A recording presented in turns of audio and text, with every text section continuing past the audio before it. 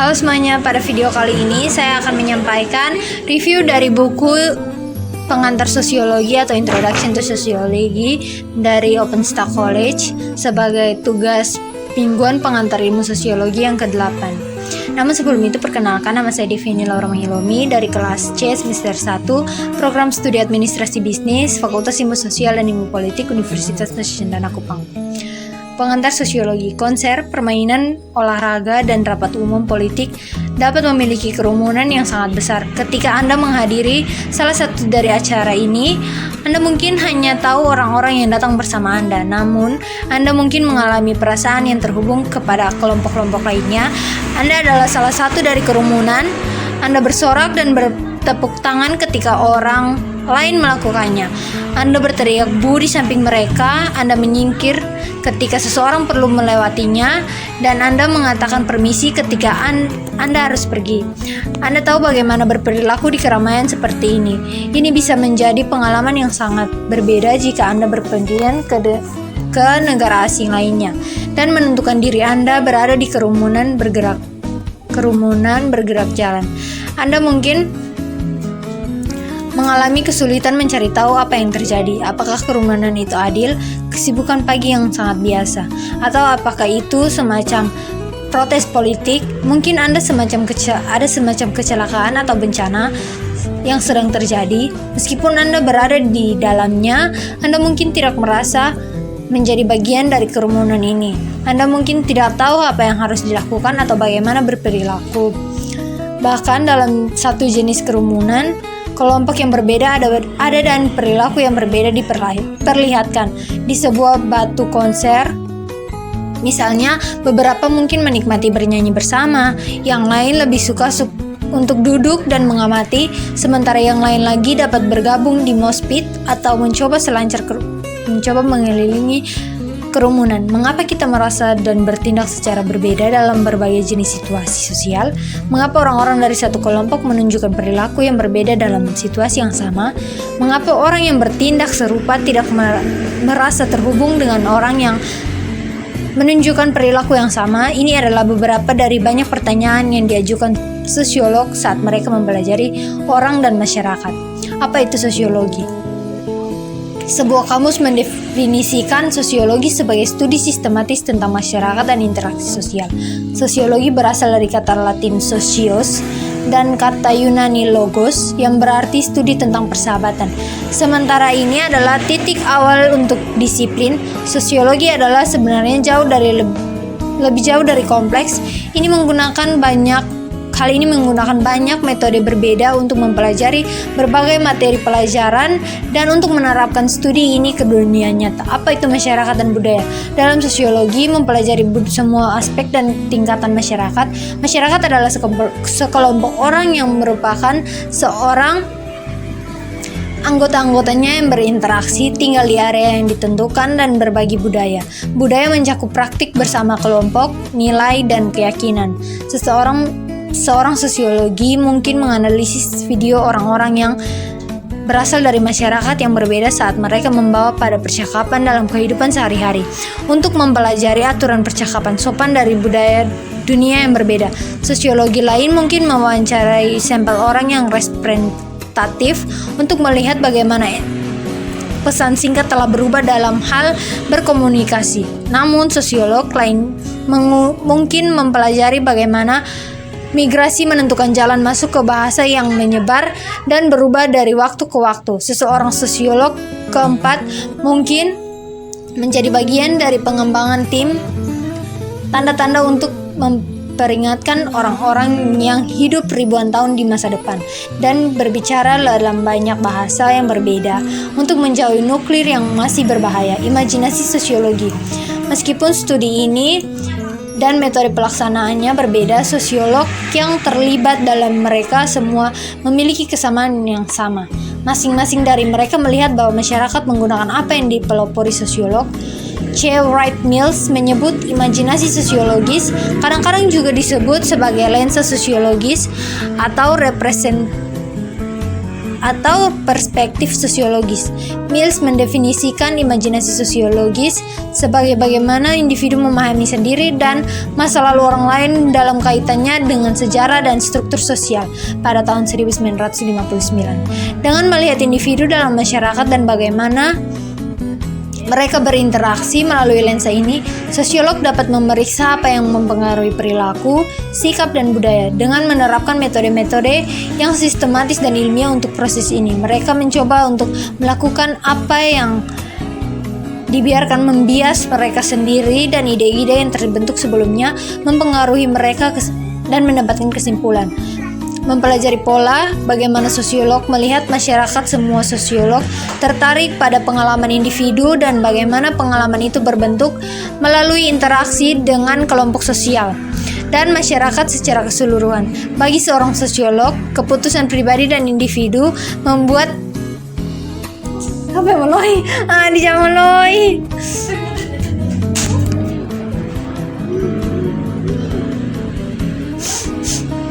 melihat sosiolog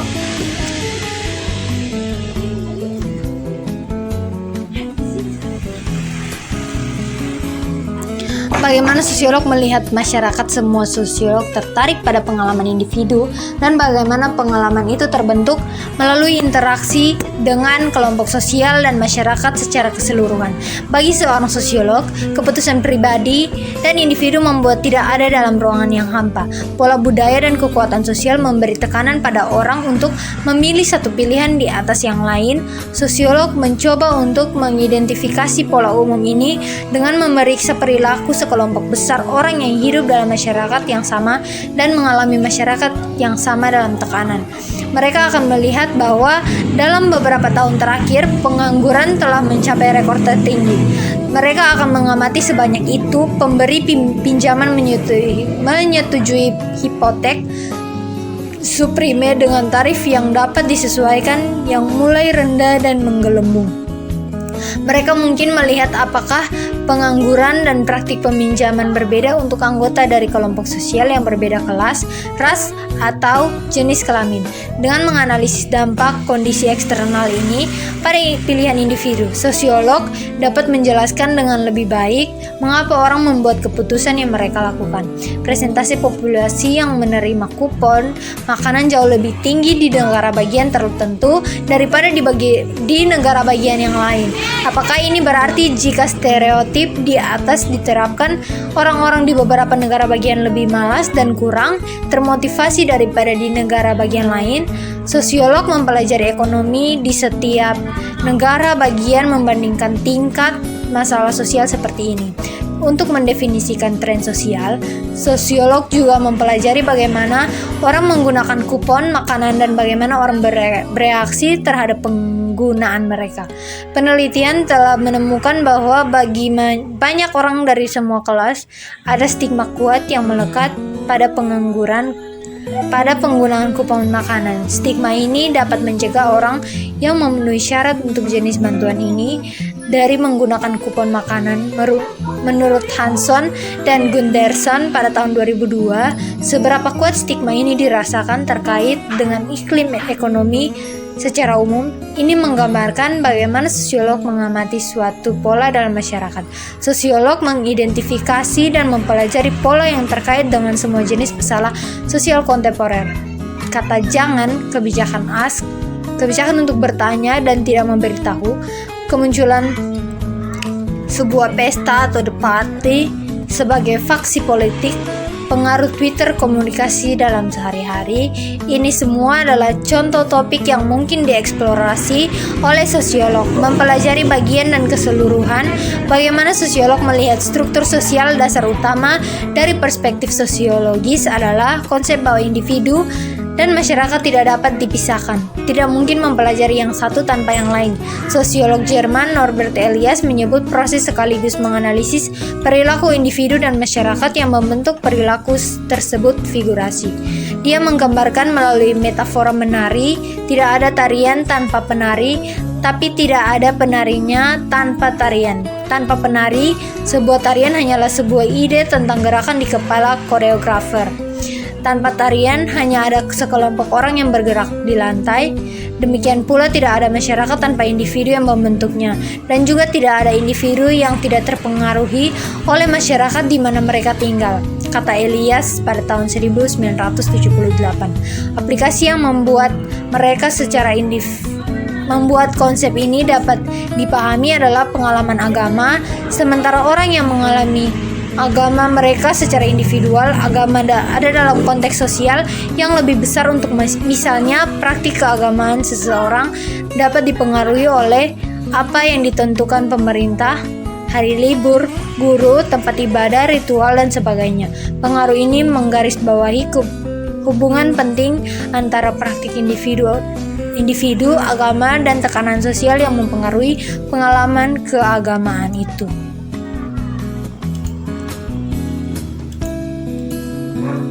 Karir di sosiologi. Ketika sosiologi Nathan Keynes berbicara dengan temannya Ashley dengan nama samaran tentang kepindahan itu, dia dan pasangannya telah membuat dari pusat kota kecil di Midwestern.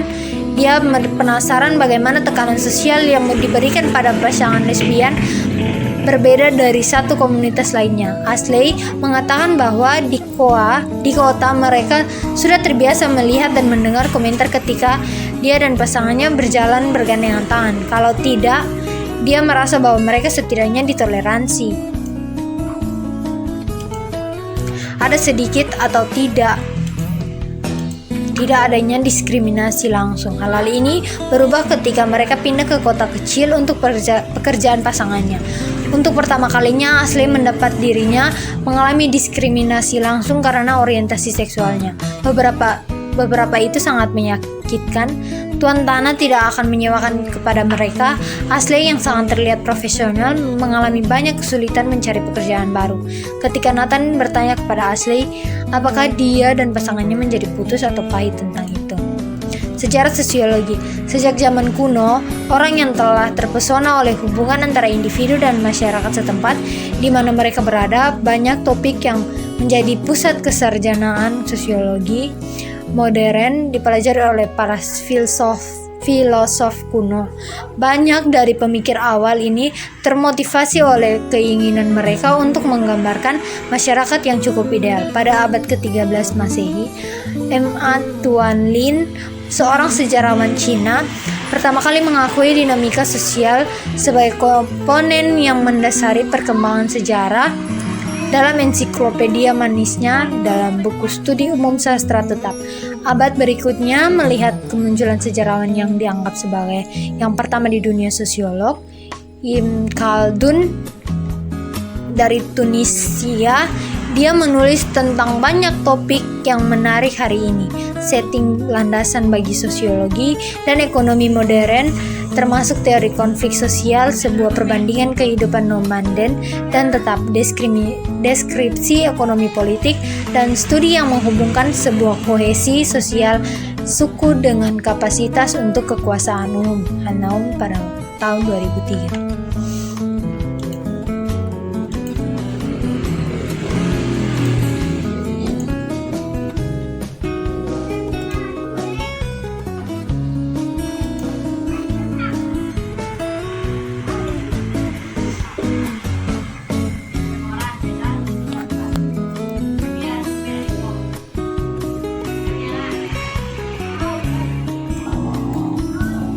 Demografi dan populasi. Kami baru-baru ini mencapai tonggak populasi 7 miliar manusia di permukaan bumi. Kecepatan dengan yang terjadi ini menunjukkan peningkatan eksponensial dari waktu yang dibutuhkan untuk tumbuh dari 5 miliar hingga 6 miliar orang. Singkatnya, planet ini terisi. Seberapa cepat kita akan pergi dari 7 miliar menjadi 8 miliar, bagaimana populasi itu akan didistribusikan, di mana populasi tertinggi, di mana itu melambat, di mana orang akan tinggal. Untuk mengeksplorasi pertanyaan-pertanyaan ini, kita akan berlari ke demografi atau studi populasi. 3 komponen terpenting yang mempengaruhi masalah di atas adalah kesuburan, kematian, dan migrasi. Tingkat kesuburan suatu masyarakat adalah ukuran yang mencatat jumlah anak yang lahir. Angka kesuburan adalah umumnya lebih rendah dari angka fekunditas yang mengukur potensi jumlah anak yang dapat dilahirkan oleh wanita usia subur. Sosiolog mengukur kesuburan menggunakan angka kelahiran kasar, sebuah jumlah kelahiran hidup per 1.000 orang per tahun. Namun, sama seperti fertilitas mengukur kelahiran anak, mortalitas rate adalah ukuran jumlah orang yang meninggal. Angka kematian kasar adalah angka yang diturunkan dari jumlah kematian per 1.000 orang. Peneliti memahami bahwa pertumbuhan keseluruhan yang terjadi dalam suatu populasi. Elemen kunci lain dalam mempelajari populasi adalah pergerakan orang yang masuk dan orang yang keluar dari suatu daerah. Migrasi dapat berbentuk imigrasi yang menggambarkan perpindahan ke suatu daerah atau agar untuk diambil ke tempat tinggal permanen, atau migrasi yang mengacu pada perpindahan dari suatu daerah ke tempat yang lain. Tempat tinggal permanen. Migrasi mungkin bersifat sukarela atau seperti ketika mahasiswa belajar di luar negeri.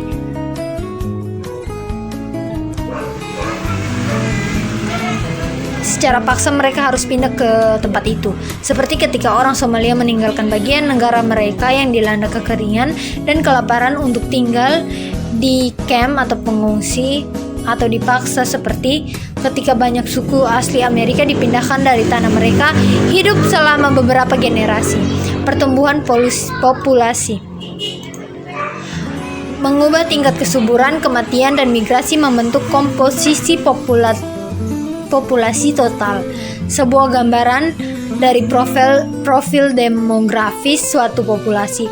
Angka ini dapat diukur untuk masyarakat bangsa dunia, daerah atau kelompok lain. Komposisi penduduk meliputi rasio jenis kelamin, jumlah laki-laki untuk setiap 100 wanita, serta piramida penduduk, gambaran distribusi penduduk menurut jenis kelamin dan usianya. Teori demografi. Sosiolog telah lama melihat masalah populasi sebagai pusat untuk memahami interaksi manusia. Di bawah ini kita akan melihat 4 teori tentang populasi yang mengonfirmasikan pemikiran sosiologis, yaitu Malthusian, nol pertumbuhan penduduk, tumpah ruah, dan teori transisi demografi. Pertumbuhan populasi nol. Seorang peneliti neo-Malthusian bernama Paul Ehrlich membawa prediksi Malthus ke abad ke-20, namun menurut